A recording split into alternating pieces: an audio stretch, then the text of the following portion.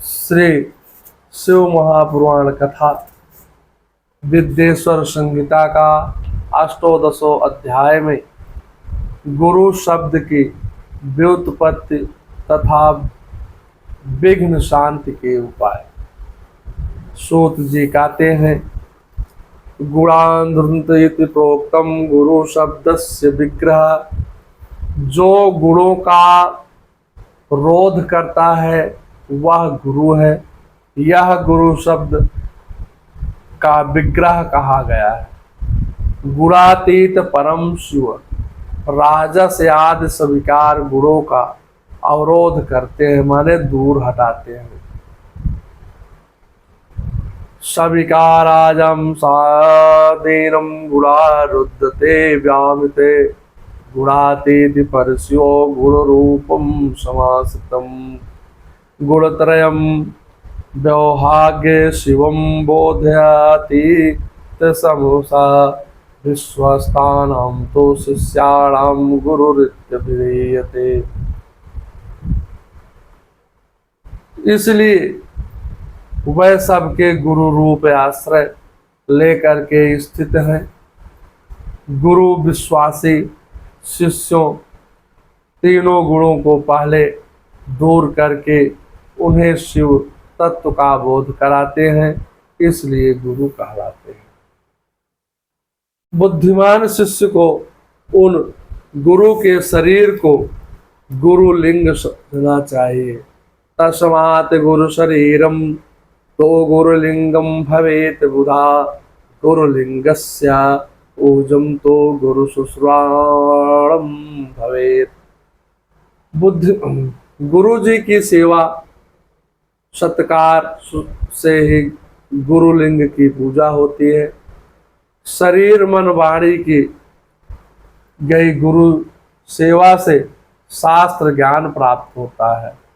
अपनी शक्ति से शक्य अथवा आशक्य जिस बात का भी आदेश गुरु दिया हो उसका पालन प्राण और धन लगा करके पवित्र आत्मा शिष्य करता है। श्रुतम करोतु सोऽसुरं कायेन मनसा गिरा उक्तम यदि गुरूणां पूर्वं शक्यमेव वा। शरीर सार्थम सर्वं गुरुत्वा सुचिक्ष्या का अग्रपाकं निवेताग्रे भुजंग्यात् गुरु अनुज्ञा।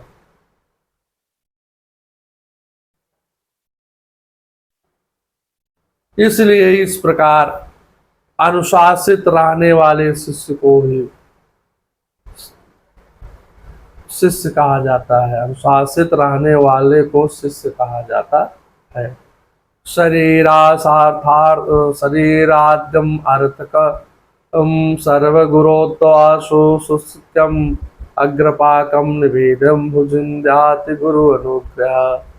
सुशील शिष्य को शरीर धारण के सभी साधन गुरु को अर्पित करके अन्न का पहला पाक उन्हें समर्पित करें। जो शिष्य है वो अन्न पकाए और अपने गुरु को पहला अन्न समर्पित करे। उनकी आज्ञा लेकर के भोजन करना चाहिए। जब गुरु की आज्ञा हो तो भोजन करे। शिष्य को निरंतर गुरु के सानिध्य के कारण पुत्र कहा जाता है। जो शिष्य गुरु के हमेशा साथ में रहता है, सानिध्य में रहता है, वह पुत्र कहलाता है।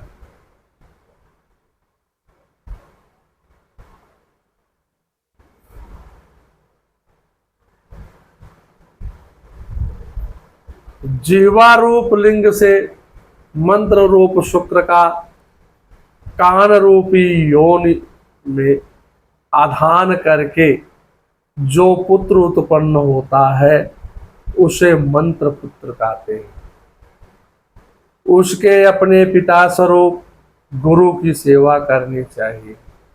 जैसे अपने पिता की सेवा करते हैं वैसे गुरु का भी सेवा करना चाहिए।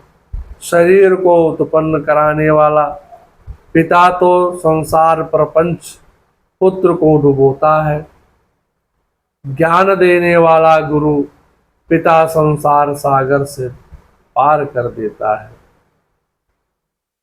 इन दोनों पिताओं के अंतर को जान करके गुरु रूप पिता को कि अपने कमाए धन से तथा अपने शरीर से विशेष सेवा पूजन करनी चाहिए। पैर से केश प्रयत्न जो गुरु के शरीर के अंग हैं उनकी भिन्न भिन्न प्रकार से स्वयं अर्जित मन धन के द्वारा उपयोग की सामग्री प्राप्त करा करके अपने हाथों से पैर दबा करके स्नान अभिषेक आदि करा करके तथा नैवेद्य भोजन दे करके पूजा करनी चाहिए। गुरु पूजेव पूजम यच्छास परमात्मना गुरु सेवा तो यत् सर्वम आत्मशुद्धि करी भवेत। गुरु की पूजा ही परमात्मा शिव की पूजा है। गुरु के उपयोग से बचा हुआ सारा पदार्थ आत्म शुद्ध करने वाला होता है। इसीलिए कबीरदास जी गुरु की वंदना करते हैं। गुरु गोविंद दो खड़े काको लागो पाए बलिहारी गुरु आपने गोविंद दियो बताए। अर्थात गुरु के द्वारा ईश्वर पाने की शक्ति जो शिष्य को प्राप्त होती है वह गुरु के कृपा के ही द्वारा होता है। और जब तक को गुरु की कृपा नहीं होगी, सतगुरु की कृपा नहीं होगी, तब तक ईश्वर के पाने का मार्ग प्रशस्त नहीं हो सकता है। सूत जी कहते हैं, हे द्विजोत्तम, गुरु का शेष जल तथा अन्न आदि से बना हुआ सुशिष्ट शिव भक्तों और माने शिवशिष्ट शिव भक्तों और शिष्यों के लिए ग्राह तथा भोज्य। गुरु की आज्ञा के बिना उपयोग में लाया हुआ सब कुछ वैसे ही है जैसे चोर चोरी करके लाई हुई वस्तु का उपयोग करता है।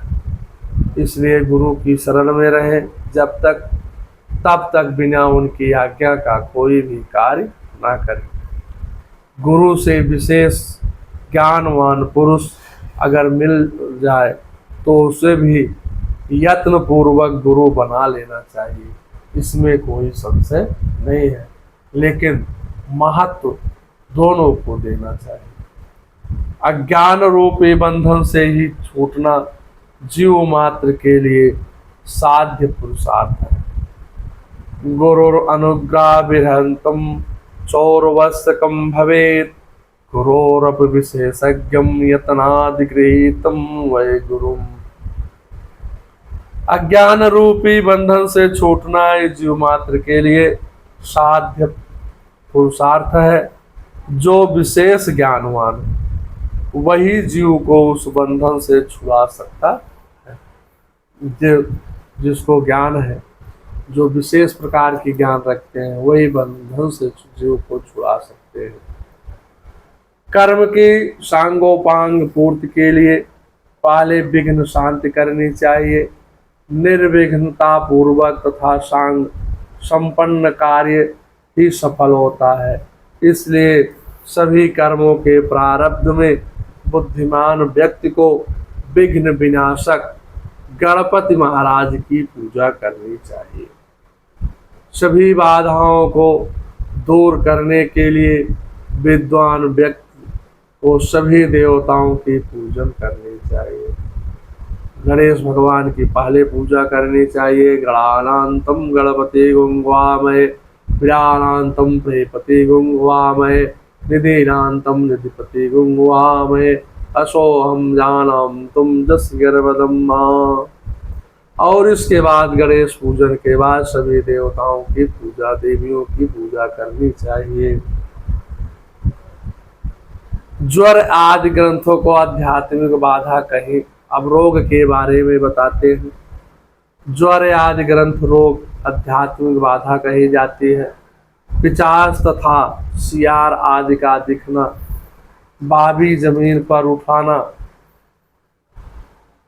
अकस्मात छिपकली आदि जंतुओं का गिरना, घर में कच्छप, सांप, दुष्ट स्त्री का दिखना, वृक्ष, नारी और गौ आदि की प्रसूति का दर्शन होना आगामी दुख का संकेत होता है।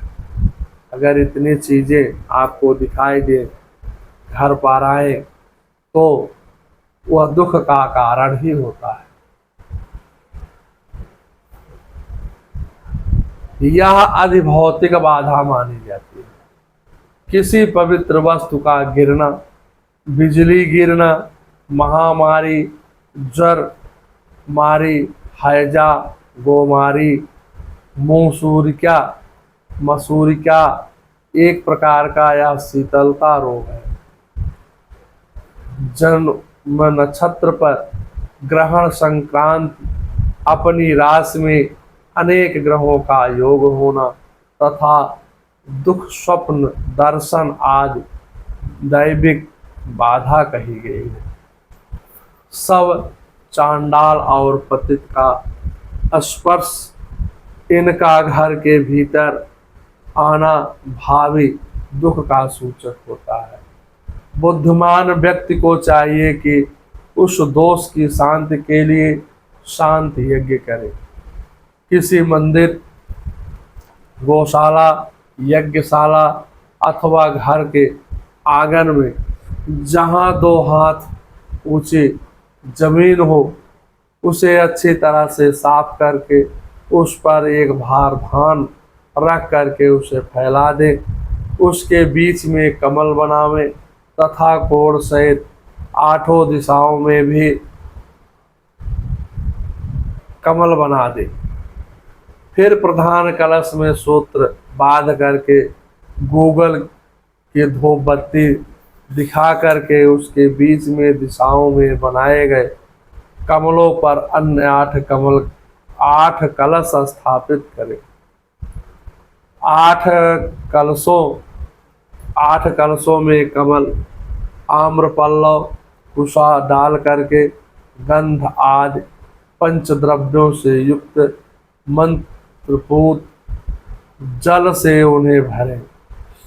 उन समस्त कलशों में नीलम आदि 9 रत्नों को क्रमशः डालना चाहिए। तत्पश्चात बुद्धिमान यजमान कर्म कांड को जानने वाले सपत्नीक आचार्य का वर्ण करे। सपत्नी के सहित भगवान विष्णु की स्वर्ण प्रतिमा तथा इंद्राज देवताओं की प्रतिमाएं बना करके उन कलशों में छोड़े, पूर्व पात्र से ढके। मध्य कलश पर भगवान विष्णु का आवाहन करके उनकी पूजा करें। पूर्व दिशा से प्रारंभ करके सभी दिशाओं के मंत्रानुसार इंद्रादि क्रमशः पूजन करना चाहिए। उनके नामों में चतुर्थी विभक्ति सहित नमः का प्रयोग करते हुए उनका पूजन करना चाहिए। आवाहनादि सारे कार्य आचार्य द्वारा संपन्न कराए तथा आचार्य ऋत्विजों सहित उस देवताओं के मंत्रों को 100 बार जपे। कितनी बार जपे? 100 बार। कलशों की पश्चिम दिशा में जप के बाद होम करना चाहिए। हे विद्वज्जनों, वह जप होम करोड़, लाख, हजार अथवा 108 की संख्या में हो सकता है। इस विधि से 1 दिन, 9 दिन अथवा 40 दिनों में देश काल की व्यवस्था के अनुसार शांति यज्ञ यथोचित रूप से संपन्न करना चाहिए। शांति के लिए समय तथा वृत्ति रोजगार के लिए पलाश की से अन्न घृत तथा सुगंधित द्रव्यों से उन देवताओं का नाम तथा मंत्रों सहित हवन करना चाहिए। प्रारंभ में जिस द्रव्य का उपयोग हो अंत तक उसी का प्रयोग करते रहना चाहिए। अंतिम दिन पूर्णवाचन करा करके कलशों में जल प्रोक्षण करना चाहिए। तत्पश्चात आहुत की संख्या बराबर ब्राह्मणों को भोजन कराएं। हे विद्वानों, आचार्यों और ऋतिज्ञों, हविष्य का भोजन कराना चाहिए। सूर्य आदि नवग्रहों होम के अंत में पूजन करना चाहिए। ऋतिज्ञों के क्रमानुसार नवरत्नों की दक्षिणा देनी चाहिए। तत्पश्चात 10 दान करें और उसके बाद भूयसी दान करना चाहिए। बालक, यज्ञोपवीति, गृहस्थ, आश्रमी और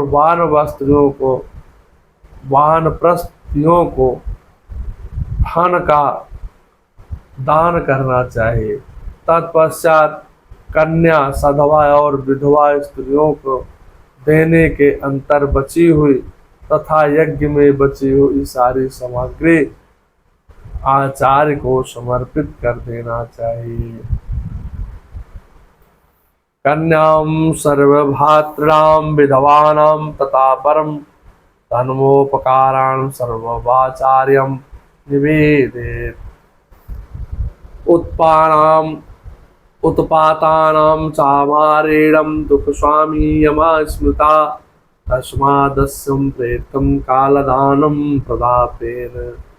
उत्पात महामारी और दुखों के स्वामी यमराज माने जाते हैं, कहे जाते हैं। इसलिए यमराज जी की प्रसन्नता के लिए काल प्रतिमा का दान करना चाहिए।